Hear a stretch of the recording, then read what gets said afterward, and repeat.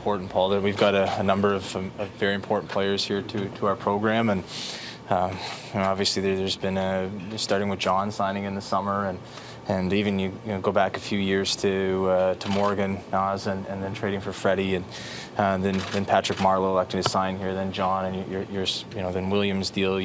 They're all pieces of the puzzle that have to fit. So obviously appreciate the work that Austin and his people put into this. It's been a long process, and I certainly understand when players don't want to deal with this during the season, but Judd and Jeff and Austin's family were excellent. So we really appreciate that. It's a big help to us, just in terms of having some certainty as we kind of navigate through here, leading into the trade deadline, and their cooperation was something that gave us the certainty to make the move last week for Jake, and having an idea from Judd about where we were going to land, and sort of finalizing that, not until the last few hours, but it's that type of commitment from them that's allowed us to move on as an organization, and obviously we're thrilled to lock Austin in. Kyle, how does a 5-year deal allow you to make things fit versus something that could have been longer? I think the way that just the nature of deals are in hockey, Chris, if you, for the younger players, if you want the longer term, you're also taking up more of their prime, so the AAV rises, and that was the intention at the beginning from Austin's side. They were focused on that, and just as we kind of work through it together and continue to have more discussions, we're trying to balance, obviously, keeping this together while also contending and not having to delete parts from it, and we're very thankful that they were willing to move from their desired term, and obviously everyone wants to be here for as long as possible, and we were able to find an AAV that works for everybody, and we were able to lock him in, and also to maintain some flexibility as we move ahead. So that's how it all kind of came to be. Well, when you look at how salaries are changing for guys on their second contracts, sure, and you've experienced that now in 2 successive negotiations, how much more of a challenge is it to build a team that has a long span of contention when this is kind of the norm for second contracts for these kind of guys? Yeah, we spend a lot of time talking about that, Bruce. I mean, it's our job. We're trying to, I think as Austin touched on during his discussion, we're trying to build a team that can have sustained success, so not just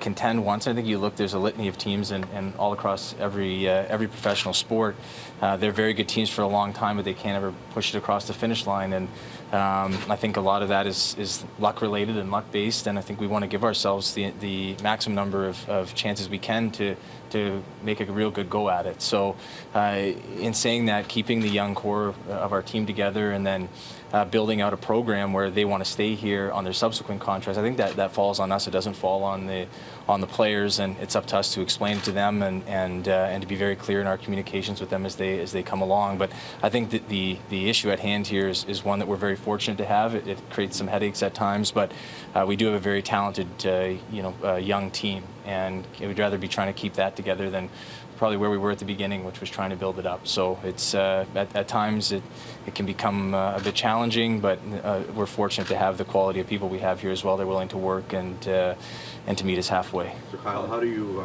taking these things into consideration, how do you expect things to unfold then with Marner's camp?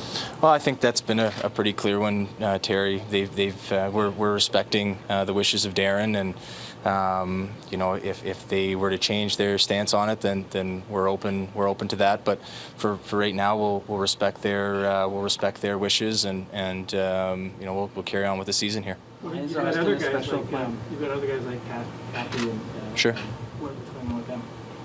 As of right now, those are they're relatively both rookies, so both getting their feet wet in the league, and they've developed well under Mike and his staff this year after graduating from the Marlies last year. So we're just continuing to see them grow and mature, and obviously we know that they need contracts as well, but we'll continue to let the season play out and let that sample size grow, and we'll begin having some discussions with their people probably after the trade deadline. How do you think race set a precedent for the rest of the league?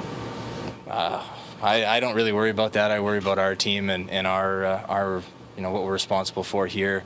I think we're beholden to the Maple Leafs, and I worry about what the people think when we walk in here and when I walk in the door at home, and I don't worry too much about the rest of the league. I'm sure some people will like it and some people won't, and that's just the way it goes. When you have an investment like this in a player, how do your expectations grow and evolve for Austin now? Well, I think it's I think we made we make the investment in Auston because he's shown tremendous potential. He's he's a center and he scores at an elite rate that few have matched in their first 3 years in hockey. And so with him, we know what he's capable of, and he's still only a very young man. And I think with that means he has a lot of potential that we have to help him to reach. So I think the contract is signifies his talent level and his ability, and also for us what we owe him in terms of helping him to continue to develop on and off the ice as a young person. I mean, he comes from a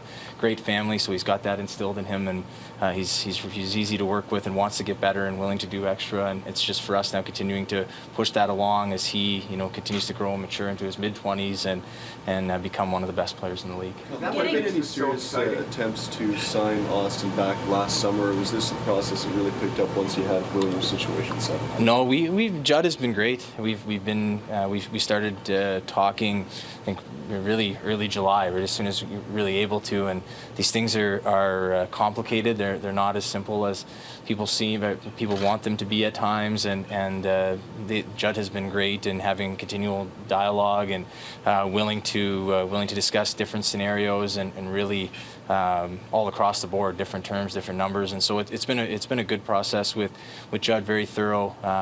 And so that's really been, there hasn't been any change since Williams signed, none at all. We'll take 2 more questions, guys. Kyle, at what point did it go from 8 years discussion to maybe 5, 6? I think throughout we've been trying to be flexible throughout and try to figure out what works for everybody. So I couldn't really pinpoint a specific time. I think right off the opening, we started to discuss a number of different options that might be that might be enticing to everybody, and it just kind of grew into the 5. Getting this deal done now during the season, does that make your job easier in terms of negotiating with Marner once the season's over? Well, I'm not sure about that. I think Mitch is a wonderful young player. We love having him. He's someone who loves hockey every day and comes in and he's the same, great energy, great enthusiasm, and that's his personal preference. There's going to be no pressure from us on that. For us, if they want to talk, we're here, but we're respecting their wishes, and I would expect everyone else would as well in terms of how they handle Mitch. And when they're ready to sit down, we'll talk. He's going to be a Toronto Maple Leaf for a long time, regardless of how we have to come to that. So it's no issue at all.